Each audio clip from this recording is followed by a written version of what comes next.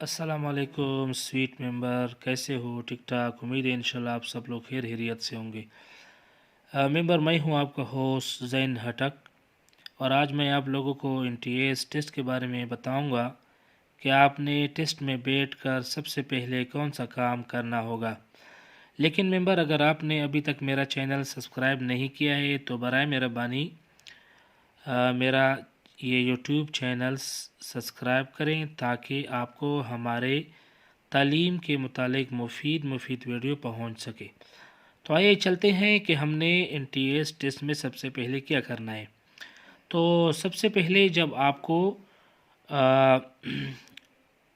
NTS वाले form देते हैं तो इसमें सबसे पहले रोल नंबर होता है।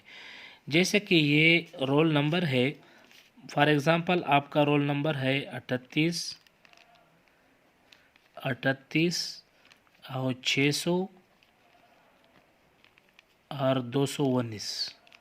आपने यहाँ पे अपना रोल नंबर लिखना है यहाँ पे।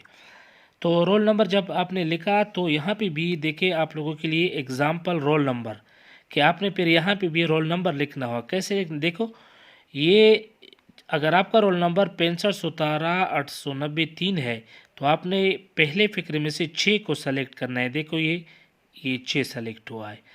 ये दूसरे में ये 5 है, ये 5 को सेलेक्ट किया हुआ है। ये तीसरे में जो 1 है, 1 को सेलेक्ट किया है। ये 7 में से 7 है। तो इसी तरह ये जो होता है, ये हाली होते हैं ये खाने। तो आपका नंबर फॉर एग्ज़ाम्पल मैं आपको बताता हूँ, आपका 3 है तो आपने 3 को सेलेक्ट करना है, 3। दूसरा जो है 8 है, यहाँ पे भी 8 है, यहाँ पे भी ऊपर 8 आपने लिखना होगा तो यहाँ पे 8 को सेलेक्ट करें। तीसरा जो है ये 6 है, तीसरे खाने में से 6 को आपने सेलेक्ट करना है। चौथे में से 0 है तो आगे ऊपर जाके 0 को, नीचे जाके 0 को सेलेक्ट करना है। और आगे जो है वो भी 0 है, वो भी 0 को आपने सेलेक्ट करना है। और आगे देखिए 2 है तो आपने 2 को सेलेक्ट करना है। और आगे जाके 1 लिखा है तो आपने 1 को सेलेक्ट करना है। और इसमें से 9 है तो आपने नीचे जाकर इसको सेलेक्ट किया। ठीक है स्वीट मेंबर।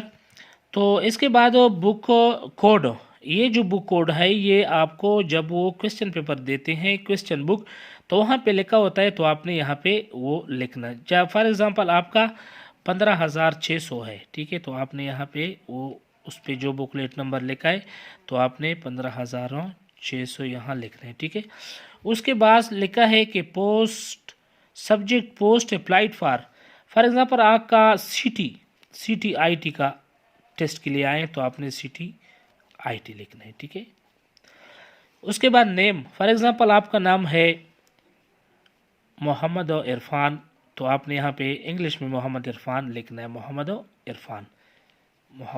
इरफान। ठीक है, इसके बाद फादर नेम, आपका father name, for example father name आपका है साजिद तो आपने यहाँ पे साजिदों लिखना है। ठीक है, इसके